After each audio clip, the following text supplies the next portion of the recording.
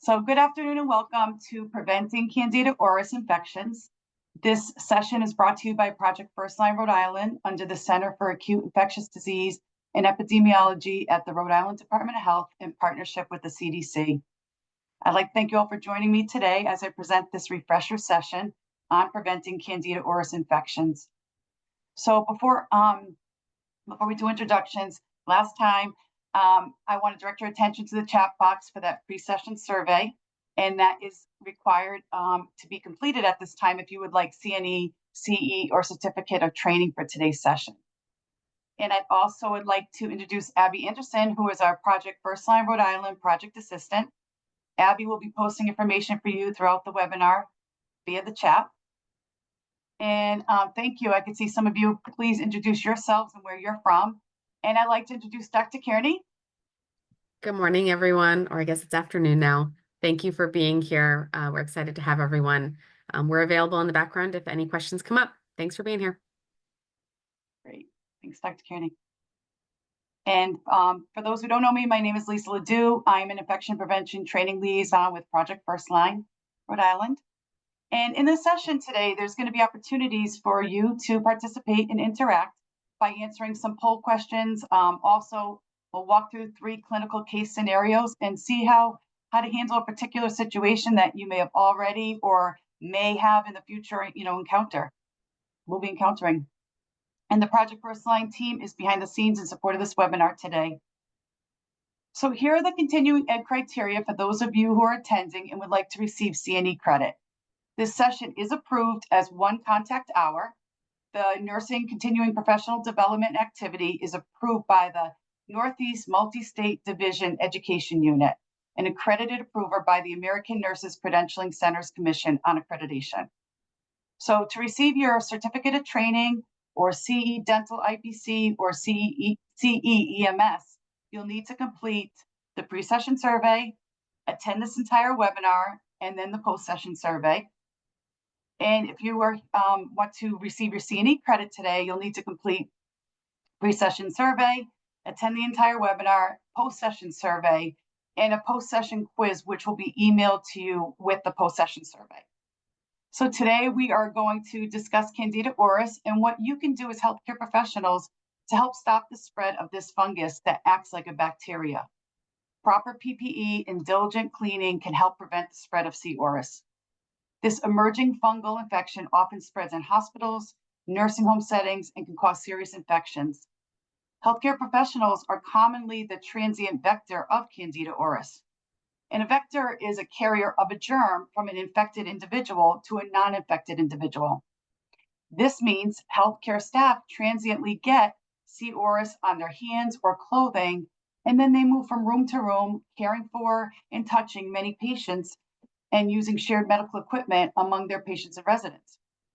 So today we're going to review what is Candida auris, why is it a concern, what patients are at risk for Candida auris, what are the symptoms, how does it spread, and what infection prevention actions we can take as healthcare workers to stop it from spreading. And here's our agenda. We did our introductions. Next we'll go over our learning objectives. There are a few keywords and definitions that I will be reviewing. We'll define Candida auris and how it has impacted healthcare and discuss why it is a problem. I'm going to go over some infection prevention and control measures. And then I'll present the 3 clinical case scenarios, and let's see if you are prepared to care for a patient diagnosed with Candida auris. We'll wrap it up with key takeaways, announcements, end of session feedback, and a Q&A. We're going to, here are the learning objectives, define multi-drug resistant organisms, MDROs, and understand their impact on healthcare. Understand what Candida auris is and learn about its emergence in the healthcare setting. Identify the pathways for Candida auris, and apply infection control actions in healthcare settings to prevent the spread of C. auris. And here are some words that you're going to hear me use frequently during today's session. First is colonization. That means the germs are present on or in a person's body and are alive and growing. People can be colonized with germs without symptoms of an infection. That does not necessarily indicate an infection is present, but colonization can increase a person's risk for infection. Also, people who are colonized can unknowingly spread these germs to others through person-to-person contact or contaminated surfaces in shared settings. Some people are at even higher risk for infection when they are colonized, and these include patients who are critically ill, if they had surgery, received transplants, intensive care units, or have compromised immune systems. Primarily, colonization occurs on the skin, but other body sites can be colonized. There are no current strategies on how to decolonize right now. There really aren't. Second is healthcare-associated infections, HAIs. They're infections that patients get while receiving treatment for medical or surgical conditions. HAIs occur in all settings of care, including hospitals, surgery centers, ambulatory clinics, long-term care facilities, such as nursing homes or rehab facilities. Some patients are at greater risk than others, such as young children, the elderly, and people with compromised immune systems. Other risk factors are long hospital stays, the use of indwelling catheters, failure of healthcare workers to wash their hands properly, and overuse of antibiotics. Sometimes HAIs are caused by antimicrobial resistant pathogens, making them difficult to treat. And our last keyword we're going to go over is multi-drug resistant organisms, MDROs. They're microorganisms that can be bacteria or fungi, and they're resistant to one or more classes of antimicrobial or antifungal agents. These agents can no longer be used to control or kill the bacteria. They can cause serious infections, spreads easily between hospitalized and nursing home patients, and they can be found in the bloodstream, lungs, urinary tract, wounds, skin, and surgical sites. So before we dive into what Candida auris is, let's review how antibiotic resistance happens. Antimicrobial resistance happens when germs like bacteria and fungi develop the ability to defeat the drugs that are designed to kill them. That means the germs are not killed and continue to grow. Resistant infections can be difficult and sometimes impossible to treat. There are lots of germs and a few are resistant to antibiotics or antifungals. When antibiotics or antifungals kill the bacteria that is causing illness, they also can kill good bacteria that protect our body from infection. The antibiotic-resistant bacteria then grow and take over. And some bacteria give their antibiotic resistance to other bacteria, causing even more problems. And in the United States, approximately 35,000 people die from an antibiotic-resistant infection yearly. So what is Candida auris? Candida auris, as I mentioned, it's an emerging multi-drug resistant yeast that is highly transmissible, resulting in healthcare-associated outbreaks, especially in long-term care facilities. Skin colonization with Candida auris allows spread and leads to invasive infections, including bloodstream infections. C. auris was first identified in 2009 in Japan, when the first culture was obtained from drainage from an external ear. In Latin, the term Candida means yeast, and the term auris means ear. So hence the term Candida auris, it's a yeast that was cultured in drainage from the external ear. And people who get invasive Candida infections are often already sick from other medical conditions, so it can be difficult to know if you actually have a C. auris infection. The most common symptoms of invasive Candida infection are fever and chills that don't improve after antibiotic treatment for a suspected bacterial infection. And only a lab test can diagnose C. auris infection, and they're usually diagnosed by culture or blood or other body fluids. So here is the timeline of C. auris cases from when it was first identified in 2009 till recently. And in this slide, clinical cases is the number of diagnosed cases of C. auris, represented in the purple bar graph. Clinical cases identified are based on culture diagnostic testing from specimens collected during clinical care for the purpose of diagnosing or treating disease. Clinical cases include both confirmed and probable cases. The screen number represented in the blue bar graph represents the number of patients found to be carrying C. auris on their bodies, even though they are not sick with the infection. And screening is when swabs are collected from patients to determine whether they may be carrying the organism somewhere on their bodies without signs of active infection. So you can see the increase in numbers over the years in the United States since 2013 until 2022 there. And the CDC has tracking data, and Abby will be showing the site, the link to the site, and you can check it out there. There's a drop down in the upper left where you can set the time frame that you want to view the number of cases and screenings identified in the United States. So why is Candida auris such a problem or a concern? Well, first, it's difficult to identify. C. auris is difficult to diagnose. It requires special testing, and it's sometimes mistaken for other infectious diseases. It could be misidentified as other types of fungus unless specialized lab methods are used. And this misidentification can possibly lead to a patient getting the wrong treatment. So you want to make sure, check and see if your laboratory where you work has a correct fungus identification method to identify C. auris. And correctly identifying C. auris is critical for starting measures to stop its spread and prevent outbreaks. It's also difficult to treat. C. auris and other drug-resistant organisms are sometimes referred to as superbugs.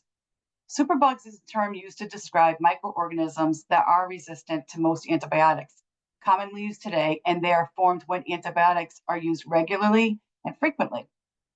C. auris is often resistant to medications, which makes it very difficult to treat when there are no medications that C. auris is not resistant to. Third, Candida auris is persistent in the environment. It can survive weeks on surfaces in the environment. It can also spread via asymptomatic colonization, able to cause prolonged colonization, possibly even lifelong for some. And it could also cause serious infections, particularly in hospital and nursing home patients with serious medical conditions. More than 1 in 3 patients with invasive C. auris can lead to death when it's invasive in the blood, heart, or the brain. And lastly, it can spread easily in hospitals and nursing homes. Just like other multi-drug resistant organisms such as VRE, C. diff, or MRSA, C. auris can be transmitted in healthcare settings and cause outbreaks. The symptoms of Candida auris infection depend on the part of the body that is affected. In general, the symptoms include fever, chills, fatigue, body aches, low blood pressure, increased high heart rate, or low body temperature. C. auris can cause ear infections, wound infections, urinary tract infections, and infections in your blood that can spread to the rest of your body. Since most people who get serious Candida infections already have underlying health issues, and they're definitely at more increased risk. And it's important to remember that many people who are infected with C. auris do not develop any symptoms, which can make it difficult to detect and control the spread of this fungus. As healthcare professionals, it's important to know who's at risk for C. auris infection or asymptomatic colonization. And these patients include advanced age is most common. However, these C. auris infections can be found in all ages, from preterm to elderly. And those who have received healthcare and post-care facilities, such as nursing homes, especially those with ventilator units. Those who have the presence of wounds, that puts that person at risk for getting C. auris. And the presence of indwelling medical devices, such as IVs, feeding tubes, urinary catheters. These seem to be the patients that are at the highest risk of getting C. auris infections. And also those patients who have recently received antibiotics or antifungals, and patients who have recent surgery or invasive procedures, patients who have immunosuppressed conditions or significant underlying illnesses, such as diabetes or heart disease. Candida auris can spread through touch via hands of healthcare professionals who have touched a contaminated patient, surface, or device. C. auris can persist on surfaces in all healthcare environments. It can spread from person to person in any healthcare setting, and this fungus can survive on surfaces for several weeks, making it easy to spread if proper infection control measures are not in place. Candida auris has been identified on mobile or reusable equipment that's shared between patients, such as pulse oximeters, glucometers, blood pressure cuffs, nursing carts. Close contact with patients, such as roommates, can develop asymptomatic colonization, which puts them at risk for invasive infections. And these colonized patients can in turn serve as a source of transmission to others. Another way Candida auris can spread is through clinical care. It can enter the bloodstream through wounds, surgical procedures, or medical devices, as I mentioned earlier, IVs, feeding tubes, ventilators. When the skin is broken down, allowing this fungus to enter the body via open areas. Okay, so we have our first poll question right now, and the question will come up. I'll read it to you, so I invite you to participate and enter your answers. How long can Candida auris survive on surfaces? Minutes, hours, days, or weeks? So if you'd like to fill the answer out, give you a little bit of time. All right, great. 79% of you said weeks. That's a correct answer. A few of you said days and hours. That's true, but it can survive a lot longer on surfaces for weeks. So thank you for participating. Good job. Okay. So we know that prevention is the best management. We're going to be reviewing identification, communication, and precautions. All right, these are some infection control measures that we can do to prevent the spread of Candida auris. In addition to those infection prevention measures, it's important to be aware of antibiotic stewardship. And antibiotic stewardship is the effort to measure and improve how antibiotics are prescribed by clinicians and used by patients. Improving antibiotic prescribing and the use is critical to effectively treat infections, protect patients from harm caused by unnecessary antibiotic use, and combat antibiotic resistance. We want to ensure people are only prescribed antibiotics when they have a definitive bacterial infection diagnosis. And another preventative measure is screening. Patients and visitors, who are visiting facilities where you feel that there might be a suspected outbreak, you could do your screening there. So let's start with identification and learn why early identification of Candida auris is so important. Rapid identification is key. However, it can be quite challenging, as we've mentioned, right? It's challenging to identify it. Swabbing axilla, the armpits, groin, as soon as C. auris is suspected, and sending it to the lab quickly. That's critical. The sooner you know, the sooner you isolate and communicate and trace contacts if necessary. Candida auris can be misidentified as other types of fungi. It is difficult to distinguish from other Candida species unless, again, you have that specific lab technology in your facility. And misidentification can lead to a patient receiving the wrong treatment and eventually cause more harm. Colonization can lead to the spread of Candida auris, then cause invasive infections and may even cause death. Patients in healthcare facilities often remain colonized with C. auris for many months, perhaps indefinitely, even after an acute infection has been treated and resolved. Excuse me. Some common sites on the body where C. auris is colonized are skin, which is the most common site, and C. auris can also be found in the nose, throat, ears, axilla, groin, vagina, urinary tract, respiratory tract, and in wounds. And as I mentioned, there is no strategy to decolonize. Okay, so here's where you can participate again. I invite you to participate in this one. As we reviewed earlier, Candida auris can live on surfaces for weeks. So in this image, look and see if you can recognize areas where C. auris might live. And you could put your answers in the chat. Give you a little bit of time, and then we'll move to the next slide to see how you did. Good, I see bed rail, yes.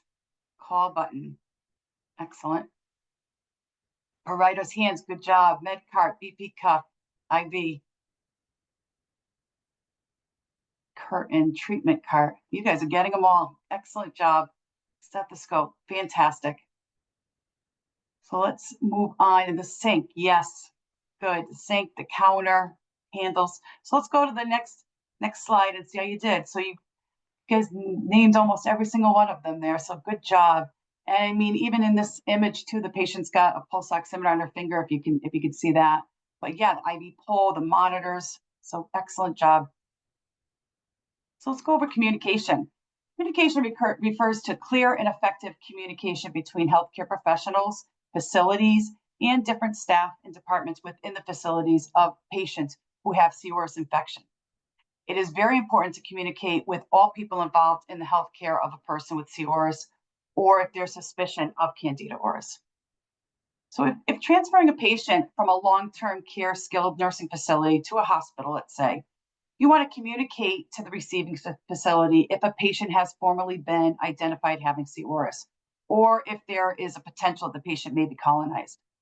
Interfacility transfer communication is very important, as well as flagging in the medical record. This will help to notify all in contact with an infected person, and it will remain in the system. And, so what if, think of an infected person as discharged and then they have a readmission. It could be 30 days later, it could be, as we've seen, a week later, or even 24 hours. By flagging that in their chart allows, in their medical record, allows all personnel caring for this patient to have awareness on arrival. You want to ensure that the receiving facilities or healthcare professionals are aware of risk, and then they can take the proper precautions to prevent the spread. Then consider a transfer within a facility. Can you either cohort or place an infected patient in a private room? A private room is the best choice, if possible. And cohorting is when two patients are placed in the same room that share the same infection. So if two patients are being cohorted or placed in a shared room with that same infection, there should be a discussion with infection prevention and control in your facility, and go over, understand potential risks. If patients are cohorted, PPE must be changed between the care of each patient. Facilities should identify residents with wounds or indwelling medical devices and post clear signage outside of the patient's room indicating the type of PPE required and defining high-risk resident care activities. If a confirmed case of C. auris presents, investigate possible sources. Was there a roommate, or how long was that patient in the facility? Where in the facility was that patient? Did they go from ICU to the OR, go down to radiology? Did they come, or did they, enter the facility with a C. auris infection? Another communication that is key is discussing your patient's plan of care with the physician or the care team. Assess the necessity of any invasive devices. Asking the provider, how long does the patient require, that G tube or the urinary catheter? And always to remember to include all necessary staff that come in contact with that patient. Communicate with your ancillary staff, case managers, dietary, clergy. So that's communication's key. Another infection prevention action is to use standard precautions. Standard precautions are infection prevention practices that apply to all care activities, regardless of suspected or confirmed infection status. Standard precautions constitute the primary strategy for the prevention of healthcare-associated transmission of infectious agents. It is important to educate staff to adhere to hand hygiene, proper use of PPE, cleaning and disinfecting. And always use standard precautions, and then you've got your transmission-based precautions to use as your second tier of protection. So the first standard precaution we're going to discuss, and most important, is hand hygiene. Hand hygiene is critical, especially with C. auris, because it is contact-based. Educate your patients to clean their hands frequently and have awareness of surfaces touched within their room. Instruct family to clean their hands with alcohol-based hand sanitizer. Reinforce standard hand hygiene practices for all healthcare personnel. Alcohol-based hand sanitizer is a preferred hand hygiene method for C. auris when hands are not visibly soiled. If hands are visibly soiled, you always want to wash with soap and water. And as always, a constant reminder that wearing gloves is not a substitute for hand hygiene. Use dedicated medical equipment and minimize the number of healthcare staff caring for the patient. So when caring for patients with C. auris, healthcare professionals should follow the proper hand hygiene practice, which you can see on the screen here. There are 5 moments of hand washing with direct patient care. And there are other moments when hand hygiene is important, but these moments are recommended for direct patient care. You always perform hand hygiene before touching a patient, before you are about to perform a clean or aseptic technique, after body fluid exposure, after touching a patient, and then after touching a patient's surroundings. So remember, clean hands are safe hands. Another standard precaution is the use of personal protective equipment, PPE. Gowns and gloves should be available outside of each resident room An alcohol-based hand sanitizer should be available for every resident room, ideally both inside and outside of the room. You want to make sure that there's a trash can large enough to dispose of multiple gowns, going in and out of there. I mean, how many times have you seen the overflowing of trash bins with dirty gowns? Or when have you seen the gowns that have already been used hung on a door handle? Now that door handle is contaminated. All facility staff and visitors want to be informed and prepared when entering a resident's room. Have them prepared on what PPE should they use when going in. So we're going to review in the next few slides the different types of precautions, when to use them and what PPE is recommended. But I want to review this last standard precaution, which is very important too, is cleaning and disinfecting. All healthcare personnel should all healthcare personnel that are providing patient care should be trained on which mobile and reusable equipment that they're responsible for cleaning and how to clean the equipment properly. Some personnel are often unclear on who is responsible for cleaning, such equipment and how it should be cleaned.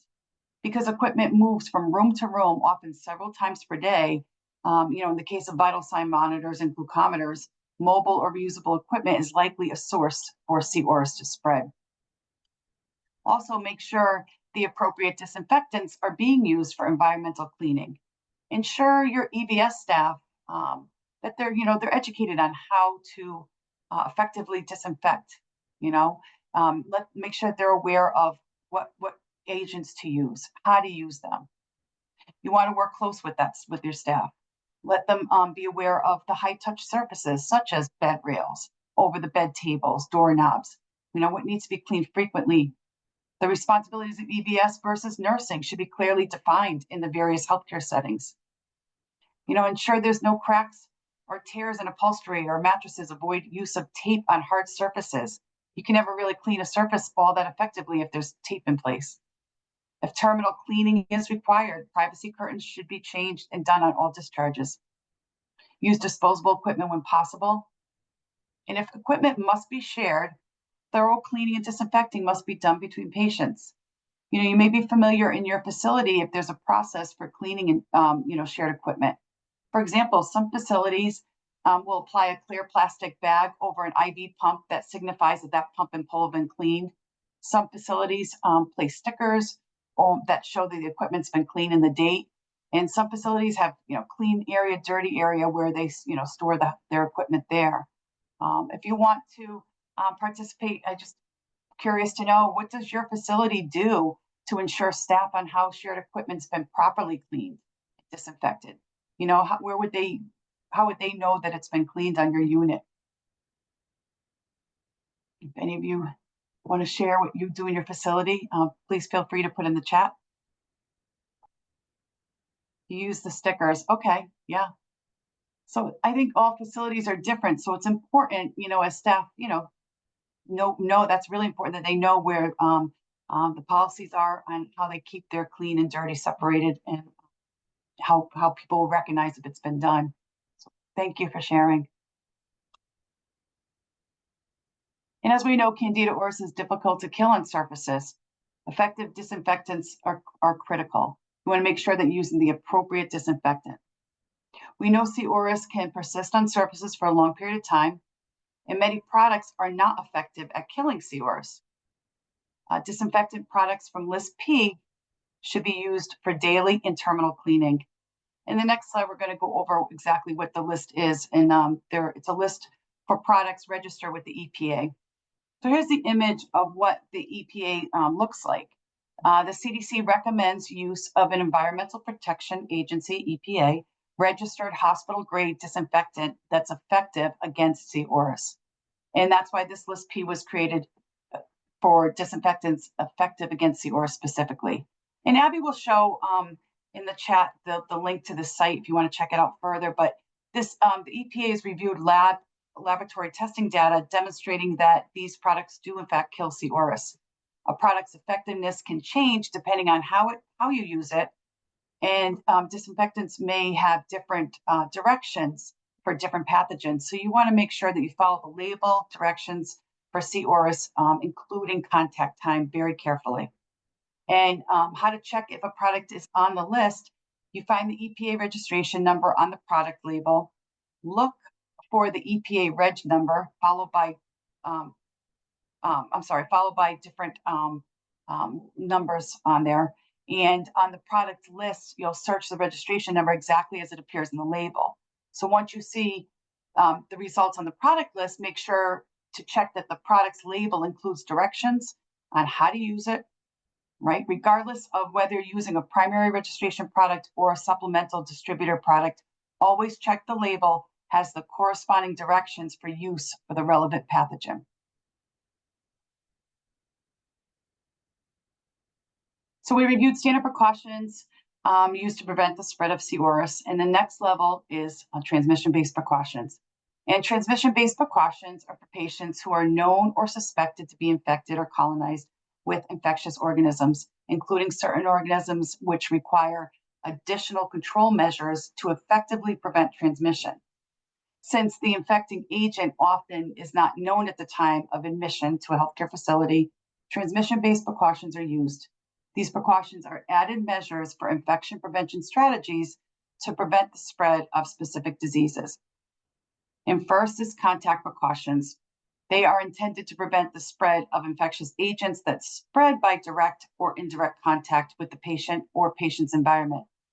You want to use contact precautions for patients with known or suspected infections that represent an increased risk for contact transmission. These precautions are used when patients have an infection that can be spread by contact with the patient's skin, including mucous membranes, feces, vomit, urine, wound drainage, or other body fluids. Healthcare personnel are in the patient's environment or the surroundings may be contaminated, and contact with the patient's surroundings may be overlooked as a means of spreading infection. You know, you're in a patient's room and you're touching a counter, or you're in the bathroom sink. You know, there's a lot of environmental surroundings that we don't think about, and having the proper precautions on. A single patient room is preferred for patients who require contact precautions. And this signage probably looks familiar to most of you. And the steps are number one, clean hands before entering a room and when leaving a room. Put on gown and gloves before entering a room. Discard gown and gloves before exiting the room. Do not wear the same gown and gloves for the care of more than one person. Use dedicated or disposable equipment, and clean and disinfect reusable equipment before the use on another person. Next are enhanced barrier precautions. And enhanced barrier precautions are precautions used in long-term care facilities only. They're not used in acute care. These precautions are recommended for residents known to be colonized or infected with an MDRO, as well as those at increased risk of acquiring an MDRO that includes residents with wounds or indwelling medical devices. Standard precautions still apply while using enhanced barrier precautions. For example, if splashes and sprays are anticipated during a high contact care activity, you'll want to also apply face protection. You know, that should be in addition to the gown and gloves. And currently, residents in nursing homes require higher levels of care than they did in the past decades. And these residents often need more hands-on and close contact care. Most transmission of resistant organism occurs during this type of close care. And studies have also shown that nearly 50% of nursing home residents have a resistant organism on or in their body, and that their caregivers are frequently unaware of, right? So resident-to-resident pathogen transmission in skilled nursing facilities occur mostly from healthcare personnel who may unknowingly carry and spread MDROs on their hands or clothing during high contact care activities with patients. Considering this, caregivers may not be using the appropriate precautions to protect themselves and other residents when performing care. And this is why it's so important that infection control prevention training is, maintained to keep clinical and non-clinical personnel aware and safe. And these on the screen right there, this image, it's a pocket guide that the CDC created for staff. It's pretty neat, and Abby will show the link to it. So it's just a really quick go-to recap for staff to just refer to, to know EBP, it's used for high contact resident care. Well, what are those high contact resident care? It could be dressing, bathing, showering, transferring, providing hygiene, changing linens, changing briefs, and caring for patients with indwelling medical devices. So before entering a patient's room with enhanced barrier precautions in place, you'll want to follow these steps. You want to gather all your needed supplies and materials prior to going into the room. Next, you're going to clean your hands, then correctly put on your gown and gloves. And then after care is done, throw away your gown and gloves in the trash bin, then clean your hands again, and complete all these steps before moving to another resident. We have Project Firstline Rhode Island has a great 60-minute webinar recording. You'll find that on our website, and it's dedicated strictly just to enhanced barrier precautions. It's titled Implementation of Enhanced Barrier Precautions, and Abby will show the link to how you can go check that out. Great, and then we're moving on to our next, okay, we got our next poll question here. So again, I invite you to answer the question. Enhanced barrier precautions are not used for what? Patients in long-term care facilities, patients with indwelling medical devices, patients with MDROs, or patients in acute care. Enhanced barrier precautions are not used for patients in long-term care, indwelling medical devices, patients with MDROs, or patients in acute care. All right, let's see how everybody did there. Excellent. 93% of you. Very good. Patients in acute care. Great job, and thank you for participating. And we are going to be now moving on to our case scenarios. So as I mentioned at the beginning, we've got 3 of them. So we're going to go through each case scenario for patients with Candida auris. So I'm going to read you the scenario, and then there'll be a couple questions and have the opportunity for us to discuss. So if you could share your answers in the chat. Okay, here's the scenario. You're admitting a patient that is transferred to your skilled nursing facility from an acute care facility. She had a long stay in the ICU and was intubated. She arrives with a G-tube, and she completed IV antibiotic regimen before arrival. All right, first question. Should this patient be put on precautions? What do you think? Yes, good. Good job. Yes, we know that this patient does need to go on precautions. Next question. Good job. The answer is yes, very good. And next question, what type of precautions and why? So I saw that some of you already put some, okay, EBP. If anybody has a thought on why would we put this patient on enhanced barrier precautions? So we know, again, yes, good job, EBP.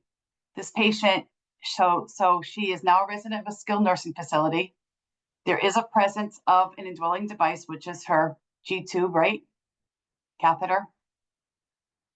And this patient received long-term antibiotics. So she's got the G-tube, she's in a nursing home, and she received long-term care, long-term antibiotics. So good job. You guys did a great job with that. Let's move on to our next scenario. You're preparing to give your resident morning care, which includes a shower, dressing, transferring to the chair, and changing the bed linens. Those are all high contact resident care, right? She has C. diff, and she does not have any indwelling medical devices. First question, should this resident be placed on precautions? Great. Good job. Yes, the answer is yes. You all got that. She should. Next question, what precautions should be used and why? Yep, very good. The answer, it's contact precautions, right? So we know patients with known or suspected infections caused by pathogens that can be passed by contact are placed on contact precautions. An example is C. diff. Patients that are at high risk of contaminating their environment, such as this patient with fecal incontinence, should be placed on contact precautions. Great job. Thank you. Let's continue on to our last scenario. You're preparing to give, click on here. An 86-year-old patient is received by an accepting long-term care facility. He's coming from a local hospital where he had been for 6 weeks recovering from a hip fracture.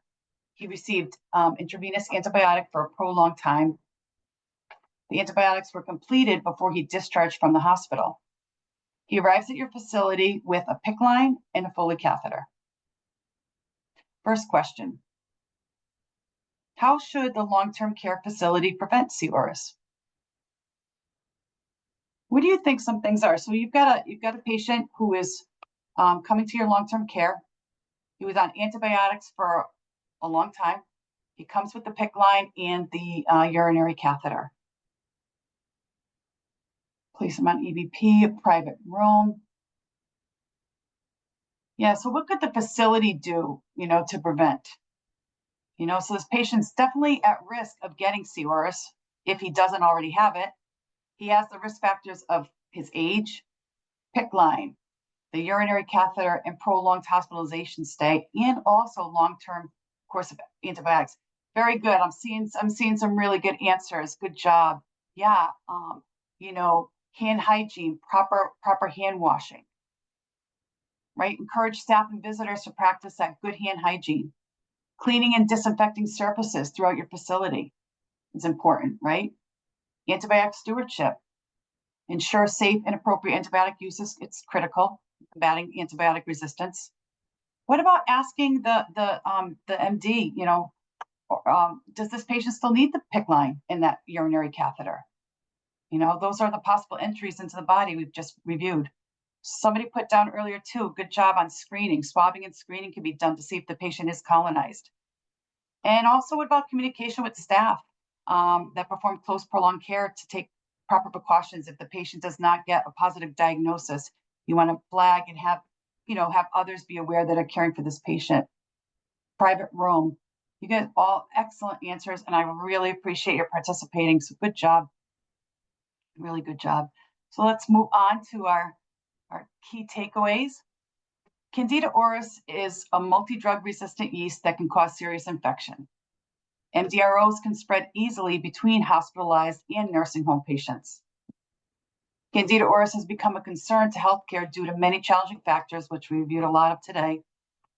And C. auris can spread by direct touch or contaminated objects, and also clinical care. Infection prevention is the best management of Candida auris. All right, so I want to, just as a reminder, the requirements to receive your certificate of training. In order to receive your certificate of training, you must have completed our pre-session survey, participated in this full session, and complete the post-session survey. And a link to the post-session survey will be sent to you via email tomorrow, December 3rd, and will be available until December 9th at midnight. And once you complete the requirements, a certificate of training will be emailed in PDF on December 12th. For EMS and dental providers, this can be used towards 1 hour of continuing ed credit. And also, please be sure if you're looking for CNE credit that you complete the pre-session, to have done that at the beginning, post-session survey, and also the post-session quiz that will be emailed to you tomorrow also. This afternoon, the post-training resources and the PowerPoint, this copy of the slide deck, will be emailed to all of you who attended today's session. So do any of you have questions about Project Firstline Rhode Island or know someone who might? Join us at our office hours where you can meet the team, get your program-related questions answered. This is your chance to ask questions and learn more about the program, the available IBC education and training resources, and partnership opportunities. So drop in at our office hours anytime between 12 and 12:45 on December 9th.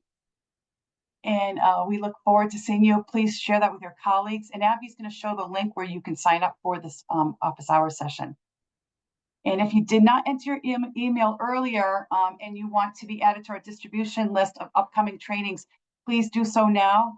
You can email Project Firstline directly if you have any questions. And you can also click on our live events link through our website, and Abby will post that into the chat box as well. And follow us on all social media, on YouTube, Twitter, Facebook, Instagram, and LinkedIn. And here are the references that we used for today's presentation. And I invite you to please take the 3-question poll now that it's on your screen. This helps us to improve future sessions and your learning needs. And on behalf of Project Firstline Rhode Island, we wish all of you a healthy and happy holiday season. We look forward to seeing you December 9th at our office hours. And we can go to Q&A if there are any questions, and Dr. Kearney will be joining me. If anybody has any questions, feel free. We are here. Dr. Kearney just got back on camera there. And Lisa, there's one, just a point of clarification, if you could go through it one more time. For C. auris, EBP or contact precautions? well, okay, so you're going to use, so it would be both depending on the facility, right? But it's basically enhanced barrier precautions, because C. auris is more prevalent in patients who are in long-term care facilities, who are elderly, who have invasive medical devices, so be EBP. Yeah, so the key is that indwelling device, really. It's the indwelling device, and it's also right in the long-term care facilities, and also, you know, prolonged antibiotic use too. But yes, it's not in. So remember, EBP is not used in acute care, you know, such as hospitals. Right. So context specific as well. Yes, yes. Thank you. Thank you for. I'm sorry. I'm glad I was able to clarify that. And if we don't have any other questions, then Doesn't look everybody. like it. I don't think so. I hope everybody enjoys the day and stays warm. This cold weather came really quick. We thank you for joining us. Have a great day, everyone.